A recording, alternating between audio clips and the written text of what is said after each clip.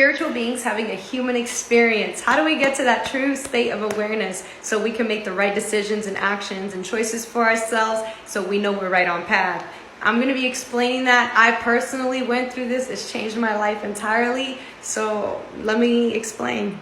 So where we all start is in the human reality, ego. That's all the way right down here. Ego is your anchor keeping you separated from source, separated from God, so to say. So you fully embrace the human experience here and aren't just focused on your spiritual self out there.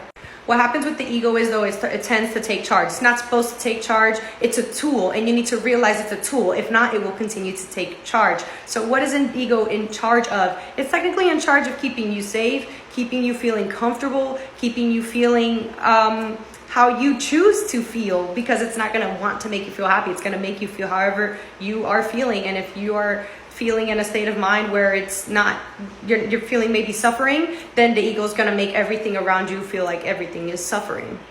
So when people start realizing the ego is a tool, they start kind of moving forward, because they start realizing, like, wait a minute, I'm not going to let this tool take charge of me. I'm going to use it to the best of my ability. It still has personality. It still has, that maybe that push that you need to, like, maybe take action onto things. So ego is helpful.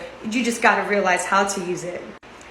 After that, you move into the movie reels phase, where you start realizing you're seeing, like, not the whole picture. You're just seeing parts of it, like movie reels. You're seeing bits and parts of it. And you're starting to realize that because your ego's coming down. You're coming more into your true state of awareness, fixing things so ego doesn't get in the way, fixing your reactions, fixing your choices, fixing your decisions. And then that keeps breaking down this veil, and you keep moving up. So after the phase of realizing, like, you're breaking things down, you're starting to kind of slowly see the bigger picture of things. You get to the jelly band phase. Not the jelly band, the fear and pain band. So that's that little wiggly line you see there. That's where there's, like, a lot of fear and pain coming up. And not pain doesn't have to be physical. It could be healing process pain, traumas and things like that. And you need to break that stuff down. You have to break it down. You have to realize that maybe in that time, yes, it was suffering, but later it grew you to be more ambitious, more developed, more, you have to look at the positive outcome. Once you start kind of realizing, okay, there's healing in this, I can learn lessons in this, I can move from this,